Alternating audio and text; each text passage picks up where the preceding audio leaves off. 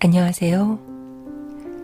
오늘 여배우의 책방에서 읽어드릴 책은 에드거 앨런 포의 검은 고양이입니다. 에드거 앨런 포는 미국의 시인이자 소설가로 검은 고양이는 1843년 발표한 그의 단편집에 수록된 작품입니다. 병적인 범죄 심리와 공포 분위기를 검은 고양이로 상징한 추리 소설의 시조로 에드거 앨런 포의 초기 작품 중 대표적인 작품입니다. 그럼 에드거 앨런 포의 검은 고양이 읽어드리겠습니다. 밤에 혼자 듣지 마세요.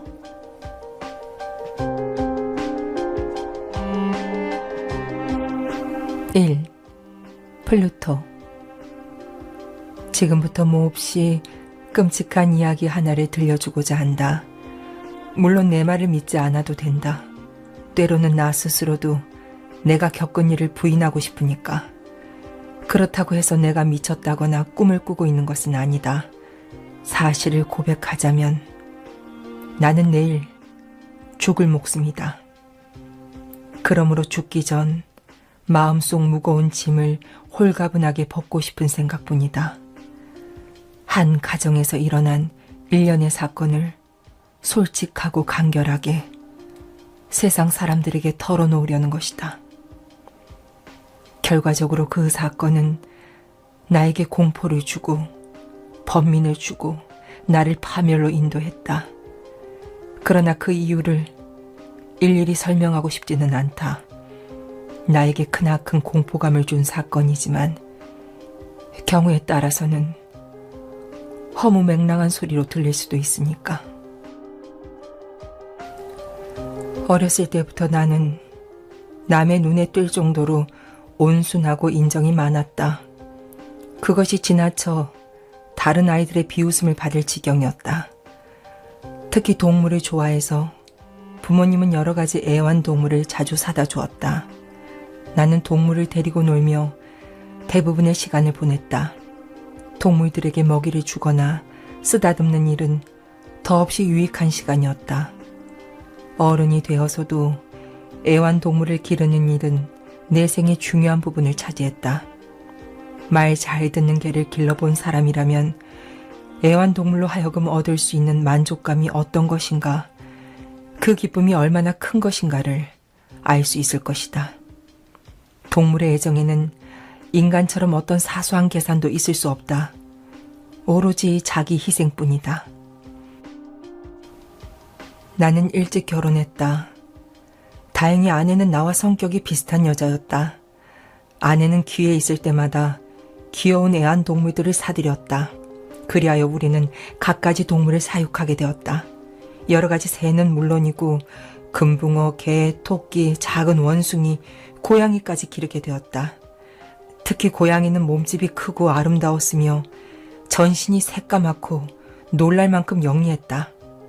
아내는 고양이를 볼 때마다 마녀가 변장한 것이라며 옛날부터 전해 내려오는 전설을 들춰내곤 했다. 공교롭게도 고양이 이름은 플루토였다. 플루토는 여러 동물들 중에서도 나를 가장 잘 이해해주는 친구였다. 먹이도 매번 내가 직접 줬으며 화답이라도 하듯 고양이는 집안 어디를 가도 나를 졸졸 따라다녔다. 나와 고양이와의 우정은 이후로도 몇 년이나 계속되었다. 그 사이 나는 서서히 나쁜 습관이 생겼다. 고백하기 부끄러운 일이지만 세월이 흐를수록 음주벽이 날로 악화되었다. 우울증까지 겹쳐 날이 갈수록 침울해지게 일쑤였고 신경이 예민해져 사소한 것에도 발끈 성을 내곤 했다. 걸핏하면 아내에게 욕설을 퍼붓고 심지어는 폭력까지 휘둘렀다. 나의 난폭한 성질은 급기야 집안에서 기르는 애완동물들에게도 영향을 미쳤다. 나는 토끼나 원숭이, 개들이 어쩌다가 내게 다가오면 사정없이 그것들을 괴롭혔다. 급기야는 늙어 빠져 토라지기 잘하는 플루토까지 학대하게 되었다. 그러던 어느 날이었다. 나는 단골 술집에서 잔뜩 술을 퍼마시고 비틀거리며 집으로 돌아왔다. 문을 열자 고양이가 평소답지 않게 슬금슬금 나를 피해 달아났다. 기분이 나빠진 나는 고양이를 힘껏 붙잡았다. 갑작스러운 행동에 놀란 플루토는 이빨로 내 손을 가볍게 핥혔다. 피를 보자. 나는 이성을 잃고 말았다. 나의 순수한 영혼은 단숨에 내 몸을 빠져나가 버리고 술에 절어 일그러진 사악한 증오가 온몸을 전율로 떨게 했다. 나는 조끼 주머니에서 조그만 칼을 꺼냈다. 그리고 고양이의 목을 움켜잡고 한쪽 눈을 태연히 도려냈다. 고양이는 미친 듯 소리치며 울부짖었다. 다음날 아침 나는 술에서 깨어나 겨우 정신을 차렸다. 그리고 내가 저지른 죄악에 대해 공포와 회한이 뒤섞인 실로 이상한 기분을 맛보았다. 그러나 후회는 잠깐뿐이었다. 나는 이내 다시 술독에 빠져버렸다. 그 사이 고양이는 조금씩 상처를 회복했다. 도려낸 눈은 보기에도 끔찍했다. 고양이는 전과 마찬가지로 집안을 이리저리 돌아다녔다. 그러다가도 내가 가까이 다가가면 공포에 질려 재빨리 달아났다. 고양이의 달라진 태도는 나를 슬프게 했다.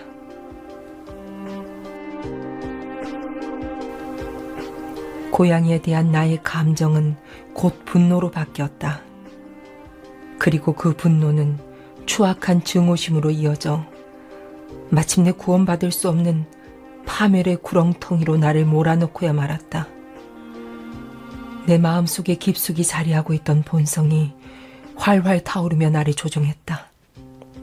나는 그러한 충동이 존재한다는 것을 의심하지 않는다. 해서는 안 된다는 것을 분명히 알면서도 어리석은 행위를 몇 번이고 되풀이하는 사람이 세상에는 얼마나 많은가. 오히려 그걸 잘 알기 때문에 우리는 그런 행동을 참지 못하는 것이 아닐까? 우리는 법을 어겨서는 안 된다는 분별력을 가지고 있으면서도 그렇기 때문에 오히려 그것을 어기고 싶은 욕구를 늘 갖고 있는 것이다. 말하자면 바로 그런 감정이 나를 파멸로 이끌었다. 죄도 없는 동물을 계속 학대해서 결국 스스로를 파멸로까지 이르게 한 것은 이 헤아리기 어려운 영혼의 욕구였다. 자신을 나무라며 자신의 본성을 학대하고 죄악이 죄악을 낳는 악순환의 구렁텅이로 빠져드는 것이다. 어느 날 아침 나는 고양이의 목에 밧줄을 걸어 나뭇가지에 매달았다. 내 행동은 누가 보아도 태연했다. 초호의 망설임도 없었다. 비통한 마음에 계속해서 눈물을 흘렸다. 내가 가슴 아파한 이유는 플루토가 아직 나를 사랑하고 있다는 것을 잘 알고 있기 때문이었다. 고양이는 단 한 번도 나를 화나게 한 적이 없었다. 이유 없이 화를 내고 고양이 눈을 도려낸 건 나 자신이었다. 고양이 목을 누르며 나는 내가 어떤 죄를 짓고 있는지 자각했다. 나는 그걸 알면서도 점점 헤어나올 수 없는 나락으로 떨어져 내리고 있었던 것이다. 2. 공포.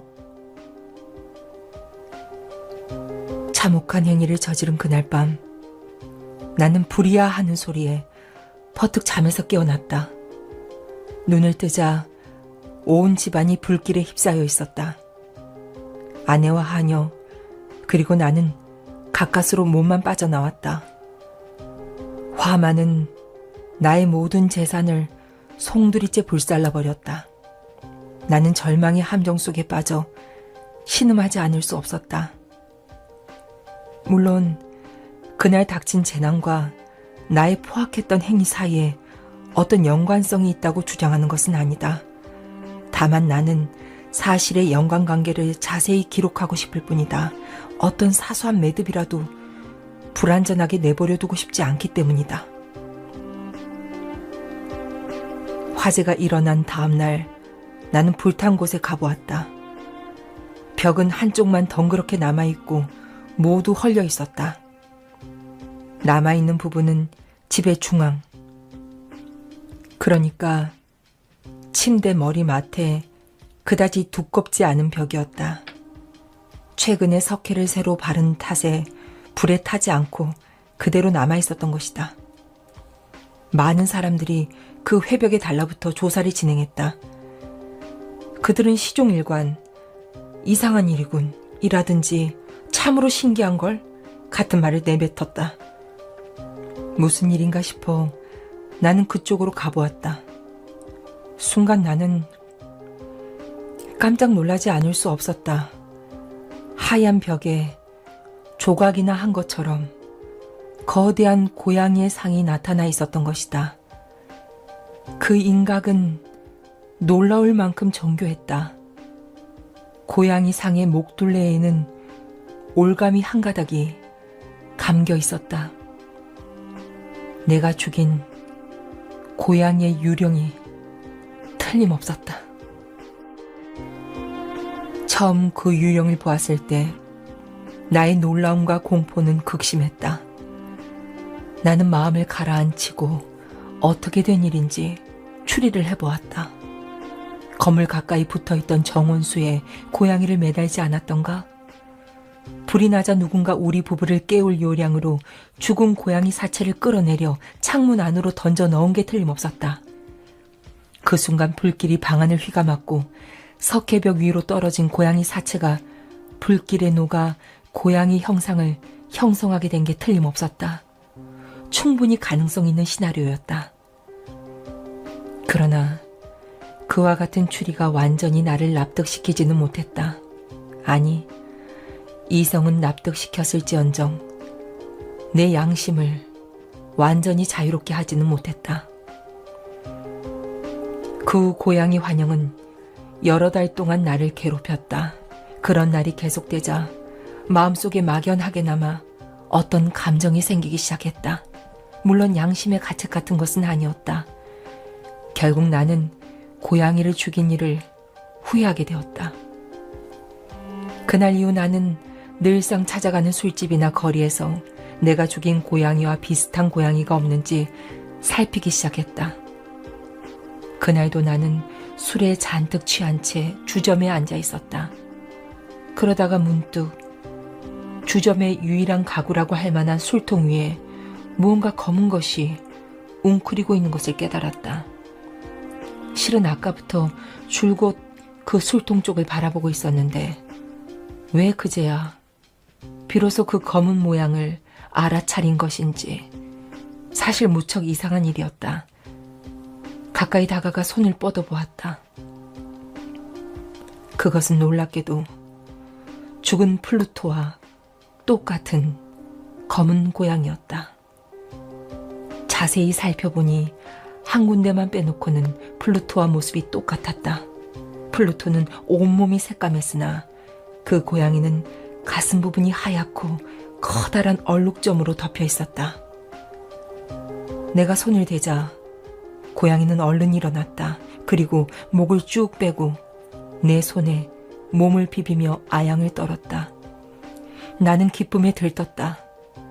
내가 찾던 그런 류의 고양이였기 때문이다. 나는 술집 주인에게 그 고양이를 내게 줄 수 없느냐고 물어봤다.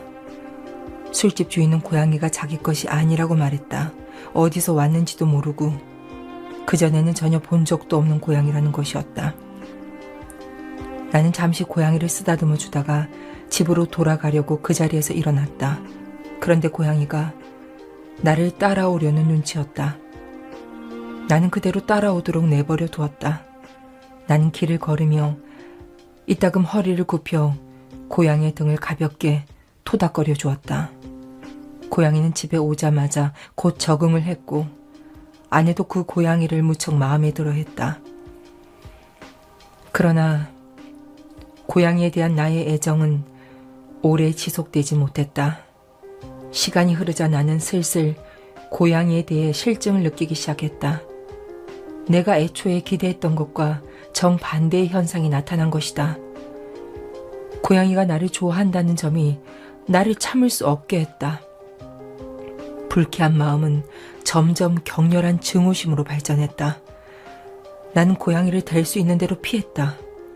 예전에 내가 고양이에게 저지른 잔악한 행위가 생각났기 때문이다. 하지만 피하면 피할수록 나는 더욱 치를 떨며 고양이를 미워하게 되었다. 나는 전염병 환자를 대하듯 고양이를 피해 다녔다. 무엇보다 나를 미치게 했던 것은 그 고양이의 한쪽 눈이었다. 녀석은 죽은 플루토처럼 한쪽 눈이 애꾸였던 것이다. 나는 그 사실을 고양이를 데려온 다음 날에야 알 수 있었다. 아내의 행동은 나와 정반대였다. 아내는 애정을 가지고 고양이를 대했다. 동물을 좋아하는 아내의 행동은 일찍이 내가 간직했다가 잃어버린 것이기도 했다. 한 가지 이상했던 점은 고양이의 태도였다. 내가 고양이를 멀리하면 할수록 고양이는 이상하다 싶을 정도로 나를 따랐다. 정말 녀석은 집요하다 싶을 정도로 나를 쫓아다녔다. 어디에 내가 앉아있으면 언제 왔는지 내 의자 아래에 앉아서 쳐다보거나 무릎 위로 뛰어 올라와 몸을 비벼대기도 했다. 내가 일어나 걸어가려고 하면 다리 사이에 끼어들어 나는 자칫 넘어질 뻔하기도 했다.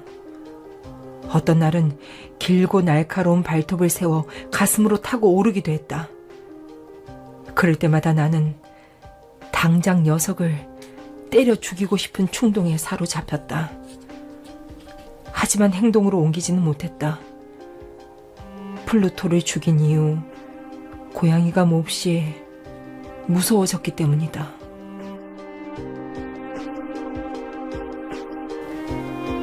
그것은 이해할 수 없는 종류의 공포감이었다. 내 몸에 어떤 위해를 미칠 정도의 공포는 물론 아니었다. 어떻게 표현해야 그때 내 마음을 정확히 표현할 수 있을까? 모든 부끄러움을 무릅쓰고 고백하자면 그렇다. 중죄를 짓고 감방에 갇혀 고백하지 못할 게 무엇이겠는가? 그 공포감이란 건 실상 나의 보잘것없는 망상으로 말미암아 생겨난 것이다. 문제는 고양이 가슴에 흰 반점이었다. 처음 고양이를 데려왔을 때 반점은 아주 희미한 것이었다. 그러던 것이 점점 조금씩 변해가서 마침내는 뚜렷하게 윤곽을 드러났다. 그것은 무엇라고 말할 수 없이 몸서리가 쳐지는 일이었다. 더욱 나를 고통스럽게 한 것은 그 반점의 형태였다. 반점의 형태는 바로 등골을 오싹하게 만드는 교수대의 형상, 바로 그것과 일치했다. 나는 고양이 가슴에 그 반점을 볼 때마다 죄악과 죽음 같은 처절한 장면들을 생각하며 치를 떨곤 했다. 나는 점점 돌이킬 수 없는 파국을 향해 치달아갔다. 보잘것없는 한 마리 동물이 전지전능하신 하느님의 형상에 맞추어 만들어진 인간에게 이와 같이 견딜 수 없는 고통을 주다니. 밤이고 낮이고 나는 고양이를 경멸하며 고통에 몸부림쳤다. 이미 나에게는 안식의 기쁨 따위는 사라진 지 오래였다. 밤마다 공포에 시달렸으며 잠이 들었다가도 깜짝 놀라 벌떡 일어나기 일쑤였다. 그때마다 얼굴로 고양이의 뜨거운 입김이 훅 끼쳤다. 악마의 화신은 시간이 흐를수록 내 몸을 짓누르며 나를 나락 속으로 밀어넣었다. 3. 파국. 매일같이 고통에 짓눌리다 보니 인간으로서 가져야 할 최소한의 이성마저 잃게 되었다. 다만 간악한 마음만이, 더없이 암담하고 간악한 마음만이 나의 친구가 되었다. 시간이 흐를수록 나는 세상의 모든 것과 모든 인류를 증오하게 되었다. 억제하기 곤란한 분노가 시시각각 내 몸을 관통했다. 그럴 때마다 아내는 아무 불평도 없이 내 곁을 지켜주고 나를 다독거렸다. 우리는 가난했기 때문에 불에 타고 남은 옛집 지하실에서 살고 있었다. 하루는 아내와 층계를 내려가다가 고양이가 나를 향해 다가오는 것을 보았다. 나는 고양이를 피하려고 몸을 휙 돌리게 되었고, 그러다가 발을 헛디뎌 층계에서 떨어질 뻔했다. 참고 있던 분노가 폭발한 건 그 순간이었다. 화가 머리 끝까지 치민 나는 도끼를 들어 힘껏 고양이를 내리쳤다. 그러자 곁에 있던 아내가 온몸으로 내 행동을 제지했다. 완전히 이성을 상실한 나는 도끼를 들어 말리는 아내의 이마를 힘껏 내리쳤다. 고백하건대 그 순간 나는 온전히 악마의 지배를 받고 있었다.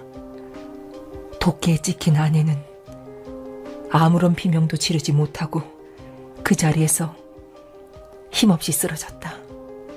고양이를 죽이려다가 애꿎은 아내를 죽인 것이다. 나는 냉정을 되찾고 아내 시체를 감출 방법을 생각했다. 하지만 이웃 사람 눈에 띄지 않게 시체를 밖으로 내가는 것은 도저히 불가능한 일이었다. 여러 가지 방법이 머리에 떠올랐다. 시체를 잘게 썰어 불에 태워버릴 생각도 했다. 지하실 바닥을 파내고 그곳에 시체를 파묻어버릴 생각도 했다. 아니면 그냥 뜰에 우물에 던져버릴까? 아니면 커다란 상자에 담아 상품처럼 밖으로 운반할까? 공리 끝에 나는 무릎을 쳤다. 시체를 지하실 벽에 집어넣고 속이 안 보이게 석회로 발라버리기로 한 것이다. 중세시대의 카톨릭 사제들이 자기들의 희생자를 벽 속에 넣고 발라버렸다는 기록을 떠올렸기 때문이다. 이런 목적에는 지하실이 안성맞춤이었다. 벽을 아무렇게나 쌓아 올린 채 최근에 회치를 슬쩍 한번 했을 뿐이었다. 습기 때문에 그것은 아직 굳지 않고 있었다. 더욱이 연통과 난로가 있던 벽 한쪽 튀어나온 부분을 메워서 다른 곳과 똑같이 보이게 해놓았다. 그곳의 벽돌을 드러내고 시체를 집어넣은 다음 완전히 발라버리면 될 것 같았다. 나는 곧 미소를 되찾았다. 그렇게 하면 누가 봐도 의심하지 않을 것이라는 생각이 들었다. 그건 너무 쉬운 일이었다. 나는 곧 일에 착수했다. 벽돌을 떼어내고 죽은 아내를 그 안쪽에 살짝 기대 놓았다. 그런 다음 본래대로 벽돌을 쌓아 올렸다. 벽돌 쌓는 일이 끝나자 석회를 반죽해 벽돌과 벽돌 사이를 정성껏 발랐다. 벽은 새로 손질한 것처럼 보이지 않았다. 바닥에 떨어져 있는 부스러기도 낱낱이 주었다. 나는 득의 만만해 주변을 휘돌아보며 자, 이만하면 헛수고는 아니었지? 하며 혼자 중얼거렸다. 그나마 내가 한 일은 고양이를 찾아내는 일이었다.